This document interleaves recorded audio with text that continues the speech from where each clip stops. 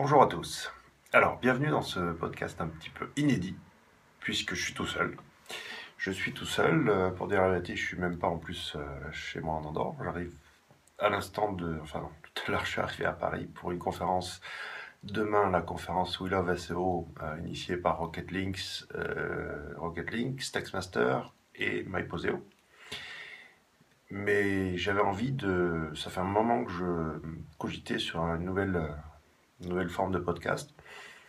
J'ai déjà testé une petite idée avec le lancement de SEO Observer, avec une émission qui serait pas rediffusée. Voilà, c'est en live.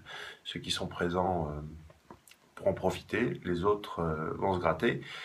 Alors, cette première expérience, on aura peut-être menti, parce que il y a vraiment énormément de demandes pour rediffuser la vidéo de lancement de SEO Observer. Donc, je pense que je vais la remettre en ligne. Maintenant, c'est une expérience qui a été très très très positive, puisqu'il y avait 280 personnes en ligne, si je me rappelle bien. Ouais, je crois que c'est ça, 280. Et j'ai vraiment envie de la refaire, tout en, cette fois, ne mentant pas. C'est-à-dire que ce sera vraiment une émission qui sera en live et qui sera éphémère, donc pas rediffusée. Autre chose au niveau du podcast, les invités, oui, j'en ai 5 ou 6 dans les tuyaux là, donc le format traditionnel va continuer. Au niveau de ce podcast présent, là, celui-là, c'est en fait, j'avais l'idée de un petit peu faire un bilan. Je ne sais pas si ça va être annuel ou semestriel ou je ne sais pas encore, mais disons que je voulais un petit peu parler tout seul de ce qui me trottait dans la tête par rapport à notre métier. Le fait est que voilà, je suis arrivé à Paris pensant être crevé, mais bon, j'arrive pas à dormir, donc je me suis dit je vais prendre mon téléphone et je vais filmer un petit podcast, on va voir ce que ça va donner. Je sais même pas si le son va être bon, si l'image va être bonne, mais on verra bien. Donc pour continuer sur mon actu perso, par rapport au lancement des deux formations, hein, donc la formation Cocon Sémantique et le week-end SEO en Andorre. Cocon Sémantique, je travaille déjà sur une évolution, une prochaine, pas vraiment une prochaine version, hein, mais plutôt un additif à la première version. La formation SEO en Andorre, ça n'a pas donné exactement ce que je voulais, pour plusieurs raisons. La première, c'est que le programme était très très dense et j'avais pas anticipé que voilà, je voulais absolument boucler le programme, et du coup, j'ai pas pu entrer dans le détail sur pas mal d'éléments. Et l'autre facteur, c'est que en fait, j'avais pas anticipé que les participants soient un petit peu, même beaucoup bloqués devant le micro. Dès que le micro s'éteignait, ces petits malins, les questions fusaient. Et dès que le micro s'allumait, hop, motus. Ou alors on passait plus en mode bisounours. Par contre, eux, c'est vrai que là, j'ai encore revu les gars du Sud le week-end dernier. J'ai revu les Nantais au SEO Camp de Nantes, c'était il n'y a pas si longtemps non plus.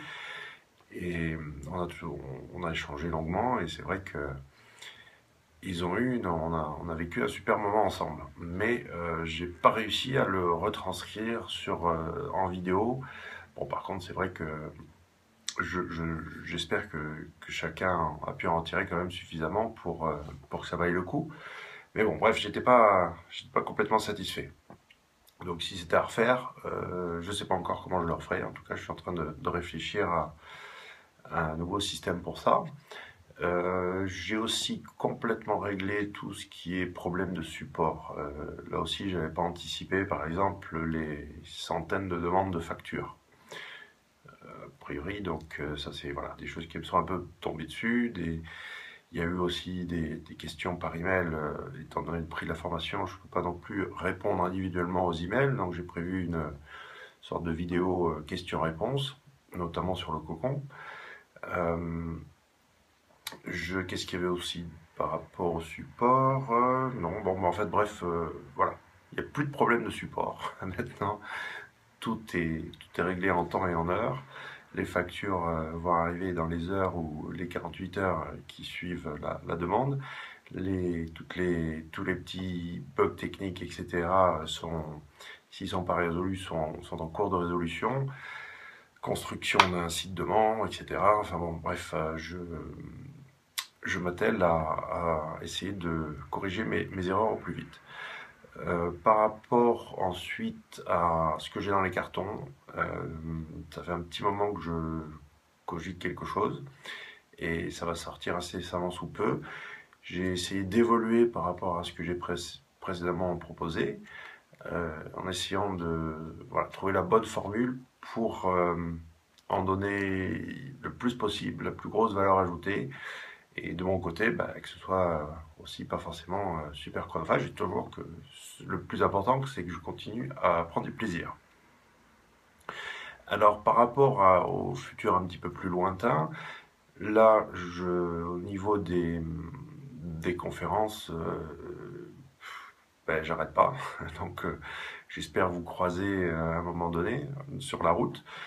Il y a déjà là, le programme de janvier qui se dessine avec trois déplacements. Février, ça a l'air d'être pareil et ça va s'enchaîner. J'ai aussi un plugin WordPress qui va aider à automatiser le cocon sémantique.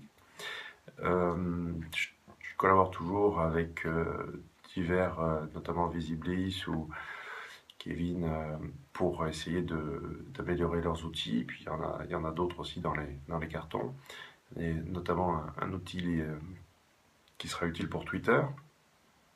Bon, ça c'est pour mon actu un petit peu perso. Je vais pas m'étendre là-dessus. Je reviendrai. Ouais, non, si. Je pense que ça va, hein.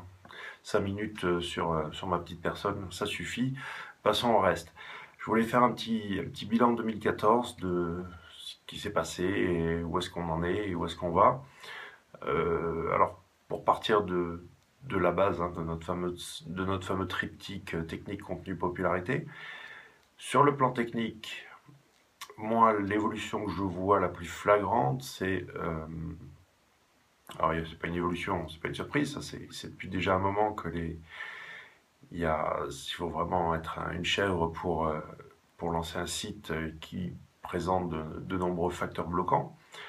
Par contre, ce que je remarque, c'est qu'il y a de plus en plus de petits facteurs qui étaient insignifiants auparavant et qui ont l'air de prendre une place de plus en plus prédominante. Par exemple, je sais pas, je pense à la compatibilité mobile. Le HTTPS, oui, pour un site e-commerce, ça me semble inévitable. Mais même plus pernicieux, par exemple, les micro-formats, je pense que c'est le genre d'élément qui ne pourra pas vous aider dans le positionnement, mais qui pourra certainement être défavorable un jour, si on les a pas.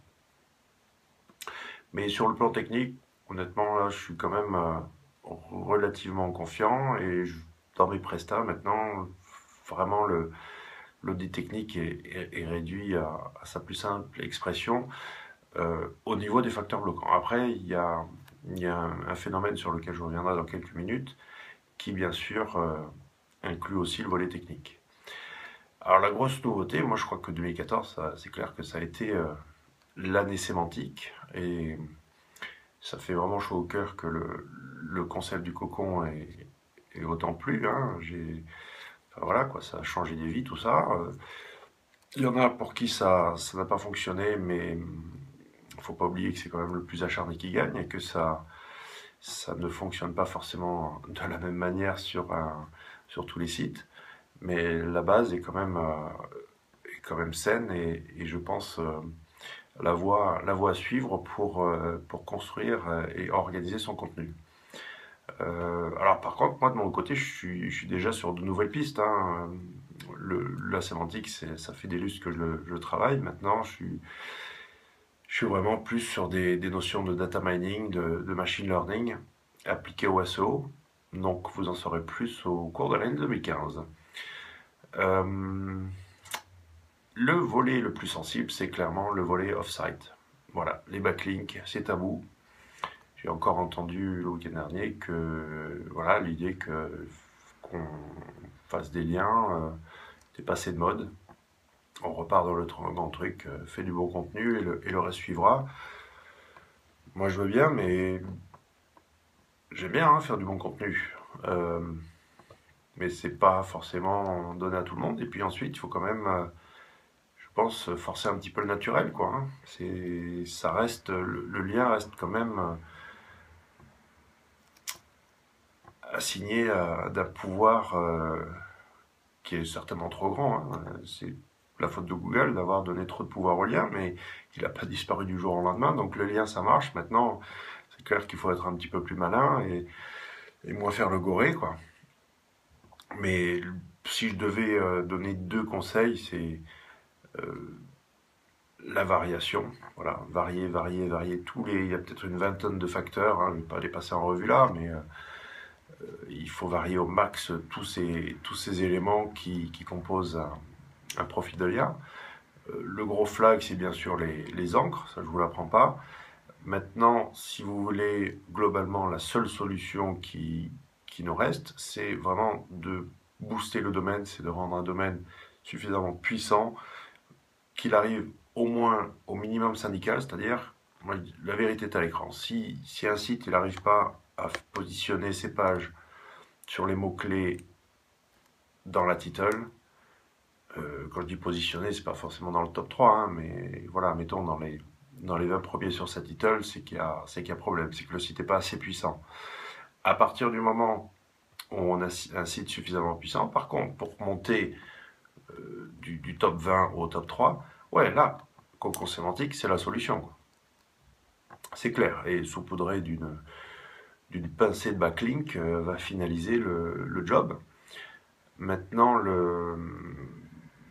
faut faire du lien. C'est clair qu'il faut faire du lien et on n'est pas loin de passer dans le mode hérétique de voilà, le lien c'est devenu du black hat. À partir du moment où on fait du lien, on fait du black hat. Je pense que la frontière est quasiment franchie à ce niveau-là. Donc, bon, bah, transition toute trouvée pour parler du black hat. Est-ce que le black hat est mort? Absolument pas. Lui aussi doit évoluer. Par exemple, génération de contenu, oui, grâce notamment à Visiblis, là, c'est voilà, faire de la bouillie sémantique, c'est possible. Au niveau du link, c'est sûr que oublier les 5 dollars sur Fiverr, quoi, ça c'est pas recommandable. Maintenant, je commande encore des prestations, par exemple sur Black Hat World, et voilà quoi, ça vaut ce que ça vaut, mais je préfère dépenser 100 ou 200 dollars sur un blast un petit peu plus quali. Et ça, je parle pour des sites plus de deuxième, troisième niveau. Hein, je fais pas ça vers un money site. Mais ces sites supplémentaires ou complémentaires sont très compliqués à linker à la main. Donc il faut recourir à de l'automatique. Sinon, bon, ben, il faut le faire avec. Voilà, c'est un job à part entière. Hein.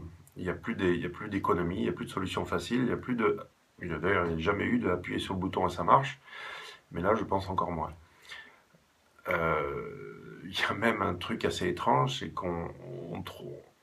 on compare souvent maintenant des mauvaises prestations de linking à du négative SEO. C'est vrai que j'ai longtemps combattu l'idée que le négative SEO était réellement possible. Aujourd'hui, je dois l'admettre, hein, c'est tout à fait possible. Maintenant, je le vois plus dans des prestats, voilà, pas des gros blasts à la con. Là, ça c'est, en tout cas, si le domaine est suffisamment robuste, il ne sera pas touché. Par contre, des espèces de prestats crades style Made in India ou autres, qui sont, qui sont dans la durée, ouais, je pense que ça peut faire du mal à un site, quoi. Maintenant, moi, je vois vraiment cette idée de voilà, stratégie un peu border appliquée même pour n'importe quelle boîte dans ce que j'appelle la double stratégie. C'est-à-dire que vous avez votre stratégie pour le money site, pour le site principal, qui lui va être propre, ou bossé comme des acharnés, vous faites du bon contenu, du cocon sémantique, des super liens d'autorité, blablabla. Maintenant, une stratégie de site jetable, une stratégie très agressive, avec ce que j'appelle des référencements événementiels, c'est-à-dire que là encore j'ai l'exemple pour les fêtes, hein, où on est arrivé à des résultats en très peu de temps, je parle de 2-3 semaines, pour arriver à positionner des sites qui ont une durée de vie hyper limitée. Il faut qu'ils soient positionnés pour quelques semaines, quelques mois éventuellement, et puis c'est tout. Mais je vois pas de... Là, par contre, ouais, on a quand même les yeux en face des trous, c'est-à-dire que c'est le concept du site jetable et rien d'autre. On ne veut pas essayer de pérenniser quelque chose qui ne pourra pas l'être. Le plus important, je crois, dans tout ça, c'est une évolution de l'état d'esprit. L'état d'esprit du référenceur a évolué en 2014. Il y en a pas mal qui ont lâché l'affaire. Il y en a plein qui sont lancés. Ça, c'est jamais vu un lâcher de consultants SEO aussi massif que depuis la rentrée. Donc, à vue de nez, il y en a près d'une dizaine de gars qui tiennent la route, hein, qui étaient du gros calibre chez l'annonceur ou en agence et qui ont décidé de se lancer en freelance. Donc c'est bien, c'est une bonne chose.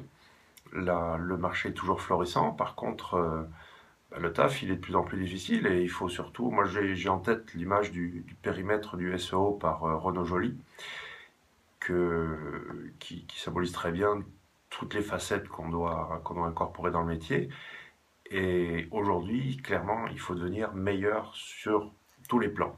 Je reviens justement un petit peu sur ce volet technique, mais c'est pas que le volet technique, c'est le contenu, c'est l'ergonomie, c'est le design, c'est tout, quoi. Tout, à tout niveau, il faut franchir un cap, il faut monter en puissance, il faut que votre site soit de mieux en mieux sur tous les plans. Là, je parle surtout sur ceux qui ont des sites qui datent, allez, de, mettons, 4-5 ans, 4 ans et plus. Et il faut qu'ils se remettent à niveau, il faut adopter les nouvelles technologies, il faut faire une refonte, il faut s'embarquer sur tout ce qu'il y a de mieux. À l'heure actuelle, ne cédez pas par contre aux gadgets et aux effets spéciaux. On s'en fout de l'infinite scrolling et autres bidules. Mais c'est important de franchir un cap et de monter vraiment plusieurs échelons au niveau de ce qu'on appelle être un bon site. Un bon site entre guillemets, je saurais pas vous le définir en quelques lignes, mais c'est à vous aussi de juger par rapport à quel est votre degré d'ambition. Est-ce que vous voulez vraiment être le meilleur sur votre thématique? Mais voilà, moi c'est vraiment ce point-là que je voulais mettre en avant, et j'observe concrètement des chutes de position, c'est pas des pénalités, hein, mais plutôt voilà, une dévalorisation de sites qui sont lents, sont pas compatibles mobiles, sont pas ceci, sont pas cela, ils sont pas mauvais, mais bon, voilà quoi, ils sont victimes un petit peu de leur âge. L'autre truc qui, à mon avis, doit rester bien éloigné de votre stratégie, c'est tout ce qui est raccourci. Tout ce qui est bon plan, etc. Bon, déjà, il faut les trouver maintenant, les bons plans, ça se partage de moins en moins. Là, les gens ont compris que le meilleur moyen de cramer un bon plan, c'était de le partager. Donc, vous pouvez encore les trouver, hein. Il suffit d'aller voir surtout au niveau des liens, aller voir les liens de vos concurrents et vous allez trouver des perles. Maintenant, les bons plans, moi, je crois qu'il faut que ça se repose sur une stratégie fondamentale. Il faut que les piliers soient vraiment solides et par-dessus ces fondations solides, ouais, vous pouvez aller titiller à droite à gauche pour trouver des raccourcis. Mais on ne peut pas prendre les raccourcis avant d'avoir bâti des fondations solides. Je vois aussi un retour aux sources par rapport à tout ce qui est marketing. Il n'y a rien de nouveau. Mais ouais, c'est retour aux bonnes vieilles recettes de relations presse et public, du offline. C'est un peu bon, un clin d'œil, hein, mais j'ai sponsorisé le club de foot de l'AS Saint-Gervais de l'ami Bertimus pour avoir mon URL au bord du stade. C'est un peu un symbole pour évoquer l'idée que voilà, faut sortir du web. Dans les dans enfin, je veux dire, le truc qui est symptomatique, c'est que, et qui a toujours été la règle d'or du SEO, c'est le plus acharné qui gagne. Il faut avoir un mental d'acier, il faut être, ça peut s'apparenter à un sport, et on voit vraiment que ceux qui s'écroulent aux premières contrariétés, bon ben, ils peuvent pas durer. Ceux qui durent sont vraiment ceux qui ont surmonté toutes ces vagues de modifications d'algo, toutes ces vagues de concurrence accrue, de tout ce que vous voulez, qui fait que bon bah on s'adapte et puis voilà, hein, vogue la galère. Mais il n'y a pas d'obstacle à ceux qui veulent arriver à leurs objectifs. C'est pas possible. Celui qui veut y arriver, il va forcément trouver une solution, il va forcément y arriver. C'est Parfois on vient me voir, on me dit bon ben voilà, qu'est-ce que tu penses? J'ai fait du bon contenu, j'ai fait du cocon, j'ai fait des liens, machin, mais je suis désolé, quand le site lui-même, il respire pas la confiance. Quand on n'a pas, il n'y a pas d'âme, il n'y a pas de tonalité, il faut même remettre de l'humain dans le site web. Il n'y a pas d'activité, il n'y a pas d'interaction. C'est mort, quoi. Il faut, comme dit l'ami Paul, hein, il faut donner de l'amour à son site. Et ça date pas d'hier. Donc, donnez de l'amour à votre site. Ne lâchez pas prise. Vous ne faites pas bluffer par la com de Google. Adopter une stratégie double, super white, super propre, chapeau blanc d'un côté, et puis super dark, site jetable de l'autre. Continuez à me suivre, et surtout, je vous dis à très bientôt pour un nouvel podcast avec un invité cette fois. J'ai gardé celui-là le plus court possible, donc là je vois on est 22 minutes, ouais, il est temps de couper. Donc merci, à bientôt.